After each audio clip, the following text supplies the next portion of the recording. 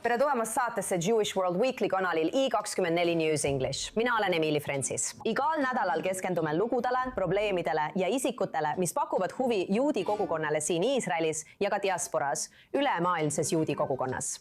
Ja nagu alati, alustame selle nädala olulisemate juudi maailma uudistega. Heitke pilk peale. Mark Carney ütles, et Kanada ei täida oma kohustusi juudi kanadalaste ees ning hoiatas, et antisemitism on järsult tõusmas. Ta tutvustas uut usunõukogu, mida juhib endine senaator Mark Huld, et aidata võidelda antisemiitliku vihkamise vastu. Üle 2/3 riigi usuliselt motiveeritud vihakuritegudest oli eelmisel aastal suunatud juudi kanadalaste vastu, kes moodustavad vaid 1% elanikkonnast. Politsei vaatab üle hiljuti taas esile kerkinud kaadreid eelmisest aastast, kus on näha, kuidas daam Helen Mirrenit Londoni tänavatel solvatakse. Oscari võitja kõndis koos oma abikaasaga, kui üks mees nimetas teda tsitaat kurjaks sionistiks. Mirren ei ole juut, kuid on külastanud Iisraeli mitu korda ning on kehastanud juudi tegelasi, sealhulgas Golda Meiri ekraanil. Berliini senat kiitis heaks osa tee ümbernimetamise Reichstagi lähedal Yad Vashemi tänavaks. See samm on mõeldud nähtav avaldusena holokausti mälestuseks ja vastuseisuks antisemitismile. Ja see toimub ajal, mil Yad Vashem avab oma esimese holokausti hariduskeskuse väljaspool Iisraeli, mis asub Saksamaal. Juuni on Pride'i kuu ning paljud suurlinnad kogu lääne maailmas valmistuvad oma iga-aastasteks Pride'i paraadideks. Siiski on Rooma paraadil üks märkimisväärne puudujääja. Juudi LGBTQ-rühm Keshet Itaalia ei lehvita uhkusega oma lippu, sest korraldajad nõudsid, et nad allkirjastaksid loobumisavalduse, milles mõistetakse hukka, tsitaat, genotsiid Gazas, vastasel juhul keelatakse neil paraadil osalemine. Loomulikult keeldusid nad seda tegemast. Minuga liitub nüüd Ariel Heller, Keshet Europe president ja Keshet Itaalia juhatuse liige. Kõigepealt suur tänu, et meiega liitusite. Palun rääkige, kuidas te teada saite, et kutse tühistati ja milline oli teie esmane reaktsioon sellele otsusele? Ma olin tegelikult koosolekul koos Rooma Pride'i korraldajatega. Mis juhtus? Ma mõtlen, et olukord sai alguse juba 2025 aastal, kui meid rünnati 30 korda meie vankri juures Rooma Pride 2025 ajal. Inimesed kutsusid meid terroristideks, tapjateks, kuigi meil polnud kaasas ühtegi rahvuslippu. See oligi lihtsalt see, et me oleme juudid ja kväärid. Oleme korduvalt palunud Rooma Pride'i korraldajal võtta seisukoht ja tegelikult lubada meil osaleda koordineerimises, mis on kohaliku LGBTQ+ organisatsiooni koosolek. Ja 25. mai koosolekul öeldi meile tegelikult, et me pole selles koordineerimises teretulnud, aga isegi mitte ainult seda. Nad ütlesid meile ka, et alates sellest aastast ei anta meile paraadil veoautot kasutada. Ja tead, veoauto olemasolu ei tähenda ainult kogukonna nähtavust, vaid ka turvalisust. Pärast seda, mis eelmisel aastal juhtus, võid ette kujutada, et meil on võimatu turvaliselt osaleda ilma selle platvormi pakutava turvalisuseta. Ja nii, ma siis osalesin koosolekul, olin korraldajatega koosolekul, nii et ma olin tegelikult üks esimestest, kes selle info sai.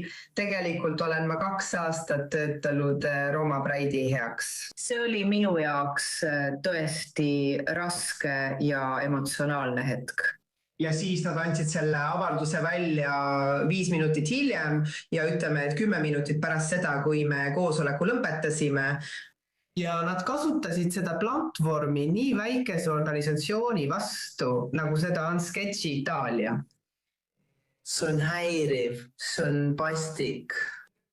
Ja et siin Euroopas aastal 2026 ei saa juudid ikka veel osaleda. Ma isegi ei taha öelda, et Pride'il, vaid üldiselt teatud sotsiaalses kontekstis, nagu see üritus siin. Tead küll. Kas sa oled tegelikult märganud muutust käitumises sinu grupi ja kogukonna teiste liikmete suhtes viimastel aastatel? Mitte ainult organisatsioonide nagu Rooma Pride puhul, vaid ka inimeste poolt? Kui me vaatame tagasi meie osalemisele 3 aastat tagasi, siis see oli eriline hetk, kus rahvas ergutas meid paraadi ajal. Muidugi on alati olnud mõningaid väikseid antisemiitlikke rünnakuid, aga need ei olnud nii nähtavad ega nii ohtlikud nagu see, mis juhtus eelmisel aastal. Teate, pärast seda, kui me tegime aastapausi, sest tundsime end turvalisuse mõttes ohus ja seoses selle liikumisega. Ja siis osalesime eelmisel aastal taas koos oma Euroopa organisatsiooniga Rooma Pride'il. Ja sel aastal tegid korraldajad selle muutuse samuti selgelt nähtavaks. Aga inimesed üldiselt muudavad oma suhtumist meie organisatsiooni suhtes. Aga jällegi me oleme organisatsioon, mis keskendub antisemitismi ja queer-vastase diskrimineerimise probleemidele, millega seisavad silmitsi Itaalia ja Euroopa juudi queer inimesed. Ja mõnikord pole meil isegi mingit seost Iisraeliga. Mõned meie liikmed ei hääleta Iisraelis. Me ei saa isegi mul ei ole Netanyahu numbrit, nii et ma ei saa talle helistada ja öelda, et ta lõpetaks. Nii et asi on selles, et praegu on queeri liikumisel üldiselt hoiak, et me peaksime seisukoha võtma. Aga see on nagu IRA definitsiooni järgi on antisemitismi vorm see, kui palutakse juudi inimesel võtta seisukoht mõne välisriigi tegude suhtes. Nii et see on natuke kahetsusväärne. Aitäh sulle, Ariel. Ariel Heller, Keshet Euroopa president, aitäh ja soovin sulle kõike head tulevikuks. Suur tänu, et andsite meile selle võimaluse ja platvormi. On tõesti oluline, et see sõnum leviks üle kogu kontinendi, üle Iisraeli, igale poole. See on demokraatia küsimus. Nii et aitäh teile veel kord selle eest. Nii et juhtum, mis on Argentiinat kummitanud üle 10 aasta. Endine prokurör Viviana Fain on süüdistuse saanud seoses 2015 aasta Alberto Nismani mõrva uurimisega. Alberto Nisman oli Aamia pommirünnaku uurija. Prokurörid ütlevad, et ta ei suutnud kuriteopaika säilitada ja võis tegelikult olulisi tõendeid kahjustada. Meiega liitub nüüd endine I24 News ingliskeelne saatejuht ja produtsent Damien Potster. Esiteks, Damien, nii tore on sind näha ja me igatseme sind väga. Aga enne kui selle olukorra juurde läheme, räägi endast. Sul on selle juhtumiga väga isiklik seos. Räägi meile sellest lähemalt. Jah, loomulikult. 2015 aastal esitas prokurör Roberto Nisman süüdistuse tollasele presidendile Cristina Fernández de Kirchnerile. 4 päeva pärast selle juhtumi esitamist leiti ta surnuna oma korteri vannitoast. Ja mina olin esimene ajakirjanik, kes sellest tegelikult teada sai. Ja ma kasutasin tollal Twitteriks nimetatud nüüdseks X-iks saanud platvormi, et sellest teada anda. Mina olin esimene inimene, kes sellest teadis. Nii et ma kasutasin X-i, et postitada sellest, mis toimus. Ma säutsusin esimesena, et prokuröri korteris toimub midagi. Ja siis kinnitasin, et oli tegelikult surnud vereloigus. Mõni päev pärast seda, et lugu lühidalt kokku võtta, alustas riik minu vastu kriminaalmenetlust. Ja kui ma kohtusin ühe oma allikaga, märkasime üht inimest Argentiina luureteenistusest, mis tegi mulle selgeks, et Argentiina riik oli minu järel. Nii otsustasin ma kogu oma tollase varaga, mis oli väike seljakott, võtta oma asjad ja riigist lahkuda ning minna tagasi Iisraeli, kus olin poole oma elust elanud. No kahtlustki, sa oled tõeliselt põhjalik ajakirjanik ja me hindame väga kogu tööd, mida sa tegid I24 News Englishis. Aga nüüd räägime Viviana Fainist. Talle esitati süüdistus raskendatud kuritegude varjamises seoses nende mõrvadega ning väidetavalt lubas ta inimestel kuriteo paika rikkuda. Kas see tuli sulle šokina või tunned sa ka mõningast õigustatuse tunnet? Ei, sugugi mitte. Algusest peale teadsime, et kogu kohtuprotsessis oli midagi väga kummalist. eriti just selle kuriteopaigaga seoses. Tead, me räägime 10 inimestest esimeste tundide jooksul, isegi enne, kui prokurör Viviana Fine sündmuskohale jõudis. Nad sisenesid sinna, meil on dokumenteeritud vähemalt üle 20 inimese korteris sees ja veel umbes 30 selle läheduses. Seega oli seal vähemalt 50 inimest, võib-olla isegi rohkem, või veel teisi, keda me pole veel registreerinud. Lihtsalt kõndisid seal ringi, rikkusid kuriteopaika, astusid vere peale, saastudes praktiliselt kõike. Ja kindlasti polnud see mulle šokk ega ka enamikule Argentiina ühiskonnast. Enamik inimesi usub, et see tehti meelega, et muuta uurijate jaoks hiljem raskemaks tõestada, et see oli peaaegu mõrv. Algusest peale surus valitsus koos oma meediaga peale teooriat ja narratiivi, et prokurör Niismani sooritas enesetapu. Nii muutus kuriteopaik segaduseks. Ja siiani on väga raske tegelikult tunnistada, mis on täpselt juhtus, kuid Argentiina kohtuvõimude sõnul oli see mõrv ja see oli üsna selge. Argentiina on nüüd poliitiliselt väga erinev koht kui 10 aastat tagasi. Me teame, et president Javier Milei, kes on tuntud juudifilina, püüab suhteid muuta, tuli Iisraeli ning avastas ka, et tema enda vanavanem võis olla juudi rabi.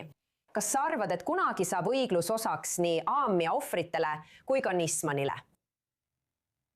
Ma olen väga optimistlik selle suhtes. Mida see valitsus selles juhtumis teeb? Ma arvan, et on toimunud palju edusamme. Ma usun, et Argentiina joondumine USA ja Iisraeliga võib tuua uusi võimalusi selle juhtumi edendamiseks. Ja selle põhjuseks on lihtsalt see, et Argentiina oli varem täpselt vastaspoolel, Iraani poolel, nende poolel, kes korraldasid Buenos Aireses pommirünnaku, nad sõlmisid nendega liidu. President Fernández de Kirchner, tema oli see, kes saatis Iraaniga vastastikuse mõistmise memorandumi, mis oli täiesti šokeeriv. Ja Alberto Nisman kasutas seda tegelikult tõendina, et paljastada Fernández de Kirchneri valitsuse kinnimätsmist, mida tehti iraanlaste kasuks, vastutasuks Iraani soodustuste eest. Seetõttu olen ma üsna optimistlik, kuid mul on ka isiklikud halbu kogemusi, samuti Argentiina süsteemiga. Seetõttu loodan, et uus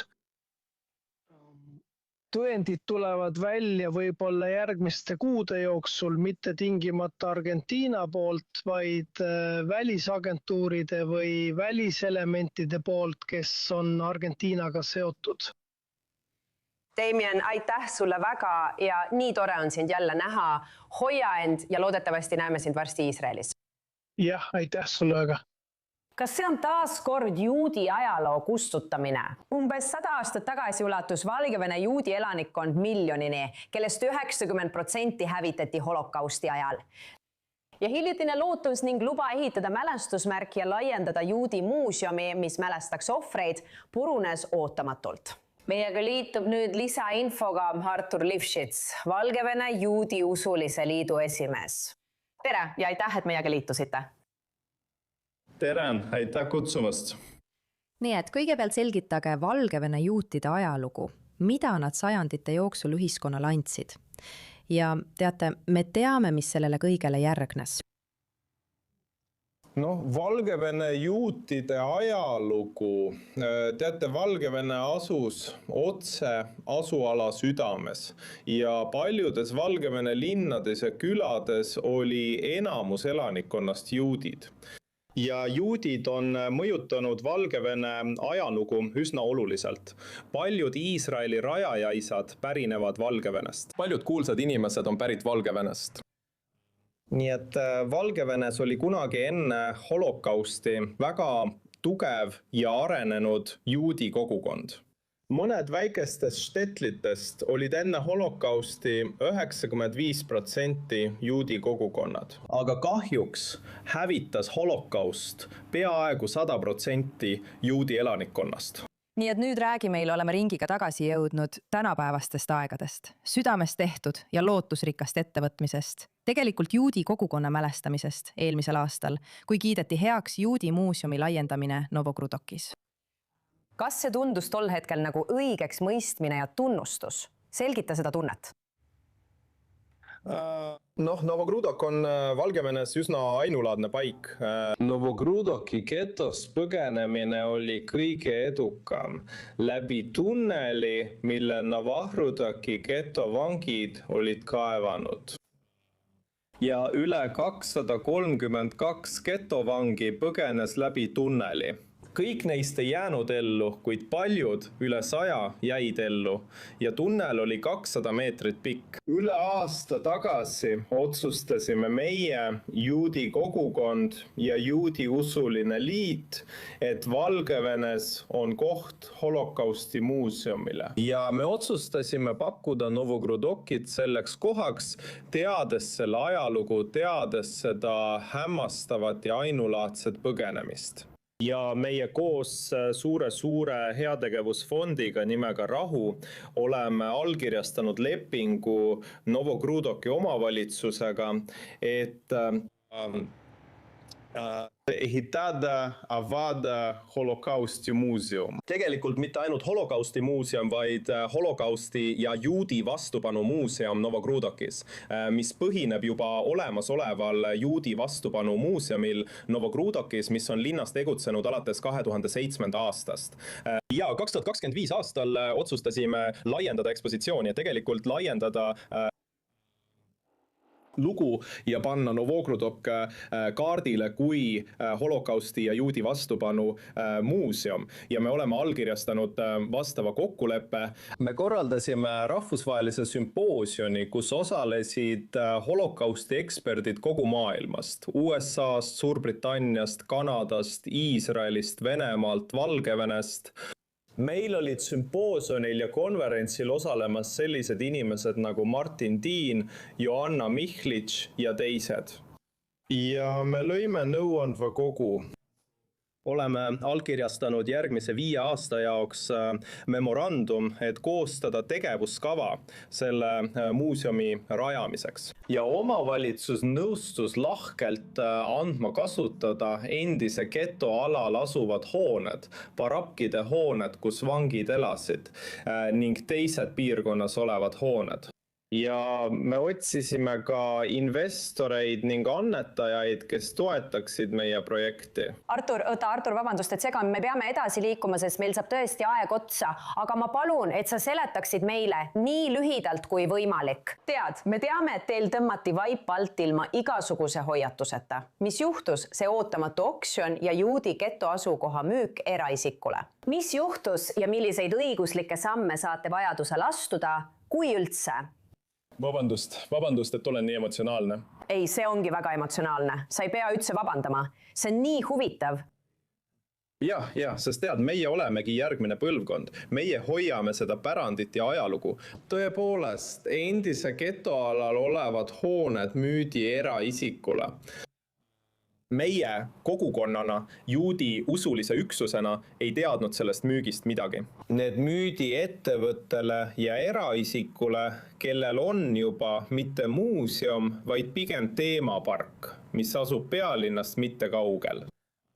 Üsna hea teemapark tead, mis räägib ajalugu. Valgevene ajaloost läbi emiiri kogemuse. Aga me olime väga mures. Esiteks müüdi need hooned ja pärandhooned, kus muuseum asus, eraisikule, mis ei anna meile mingit garantiid muuseumi tuleviku suhtes. Ja siis hakati rääkima sellest, et sellest tehakse immersiivne geto kogemus, kus inimesed saavad läbi elada, kui raske ja hirmus oli geto vangide jaoks. Okastraadiga tornid, mannekeenid natsisõdurite vormis. Teate, kõik, mis on seotud holokaustiga, tuleb teha väga tundlikult ja koostöös juudi kogukonnaga, laiemalt maailmaga, ellujäänute järeltulijatega, ekspertidega, muuseumidega. Ja taas meie mure on see, et tegemist on eravalduses oleva muuseumiga. Ma mõtlen, kõigepealt ma pole kunagi kuulnud kusagil maailmas, et oleks olemas eravalduses olev holokausti muuseum. Ja taas, ainult riik saab tagada, et muuseum säilitab tulevikus oma eesmärgi, jääb avalikkusele avatuks ega muuda oma kontseptsiooni. See on tõesti märkimisväärne ja suurepärane, et te tõesti kannate edasi nende pärandit, kes ellu jäid ja kes oma elu kaotasid. Aitäh teile, Artur Lipšits, teie aja eest ja me toetame teid õiguse jalule seadmisel. Aitäh! Aitäh! See võib kõlada nagu oksüümoron. Košeer toit ja peene inestamine ei käi tavaliselt käsikäes, kuid nüüd pöörab üks Iisraeli kokk olukorra pea peale ja on pälvinud Michelini tärni, ihaldatud au, mida antakse kõrgede kvaliteedilistele söögikohtadele juba üle 100. Iisraelis sündinud ja Miamis tegutsev kokk Raz Shabshai, keda näete ekraanil pärast häid uudiseid, teeb ajalugu, sest tema restoran Mutrach on esimene košer restoran, mis on saanud selle maineka hinnangu. Ja ta liitub meiega nüüd otse Miamist. Palju õnne teile! Tere hommikust, kuidas teil läheb? Suurepärane. Kuidas tunne on? Ma mõtlen eriti praeguses olukorras, kus söögikohad ja inimesed üle maailma on rünnaku all. See peab teile kindlasti väga hea tundene mõjuma. See on imeline tunne. See on austuse ja autunne. See on tunne, mida ma soovin, et kõik võiksid kogeda.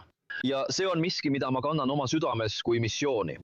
Esiteks, et näidata maailmale, et me ei ole erinevad. Tead, et me oleme samasugused. Meil on kaunis köök, meil on imeline pärand. Ja ma tahtsin tol ajal inimestele näidata, et meil on elus mõned ilusad valguspunktid. Saad aru?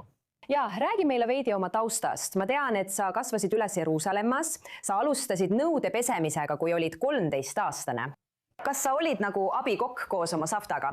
Tundub, et teil oli väga eriline suhe. Kas tema inspireeris sind? Jaa. Safta, minu Safta Muha, tema jääb igavesti minu suurimaks kokaks, kelle poole ma vaatan, kellelt õpin ja keda hindan. Alustasin nõudepesijana. Jah, ma olen Jeruusalemmast. Paljudes eluetappides. Ja siis jõudsin lõpuks siia Miamisse. Alustasin nõudepesijana, sest usun, et kui tahad midagi üles ehitada, pead alustama kõige madalamalt. Nendel päevadel mõistsin ma alati oma abikokkasid. Kokkasid ja nõudepesijaid. Kuula, need on inimesed, kes töötavad väga kõvasti. Ja kõige ilusam Mutra juures on see, et nad ei ole minu töötajad. Nad ei ole minu personal. Nad on minu pere.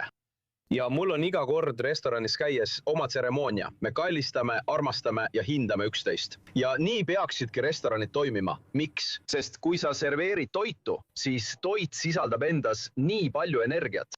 Ja sa annad selle energia inimestele edasi. Ja minu jaoks on üks tähtsamaid asju see, et ma tahan, et inimesed tunneksid end õnnelikuna, kui nad tulevad Mutrasse tööle. Ja seda õpetas mulle kõige rohkem minu vanaema. Ta ütles mulle, kuula, ära kunagi unusta, et maine on parem kui ükskõik millile rikkus maailmas. Ole alandlik, ole hea inimene ja ma tahan uskuda, et see aitab. Ta on kindlasti tark naine, aga miks košer?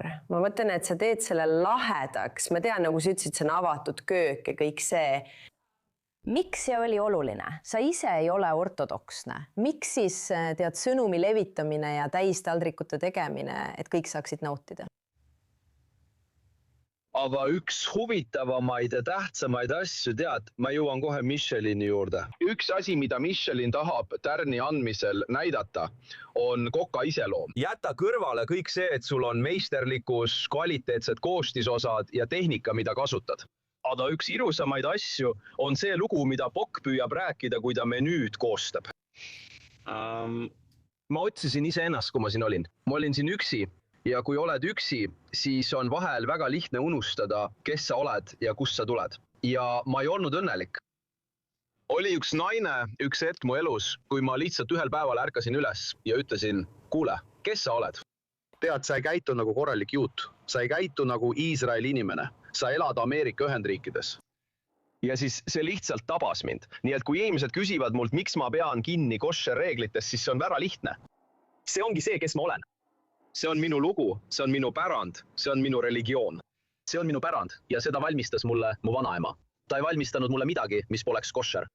Nii et minu jaoks selle loo rääkimine, ma pean olema ustav iseendale ja Jumalale. Ja päeva lõpuks peame mina, minu ilus ja imeline partner Michael, minu manager Noa, mõistnud ühte asja. Jumal andis meile selle võimaluse ja ma ei taha seda unustada. Sa tead küll, ma tahan lihtsalt sulle midagi näidata. Me saime selle eile. See on wow. Vaata seda, see on nii lahe. Wow. Jah, naeratab sulle ülevalt alla. Aitäh. Ja ma tõesti tahan selle pühendada, ma tean, et sul pole aega, aga ma tahan selle pühendada meie kaunitele inimestele. Ma tahan selle pühendada igale ühele meist. Ja kõige rohkem tahtsin ma selle pühendada neile inimestele, kes arvavad, et nad ei ole võimelised, sest ühiskond on neile öelnud, et nad ei ole piisavalt head. Ei, te olete head. Ja pingutage ning ignoreerige neid inimesi, kes teisse ei usu. See toob teile selle. Wow. Ma tegin selle ära. Nii emotsionaalne. Aitäh veel kord ja aitäh kõigile, et vaatasite Jewish World Weeklyt. Täna oli meil teile väga sisukas saade. Soovin teile toredat nädala jätku ja kohtume siin jälle järgmisel nädalal.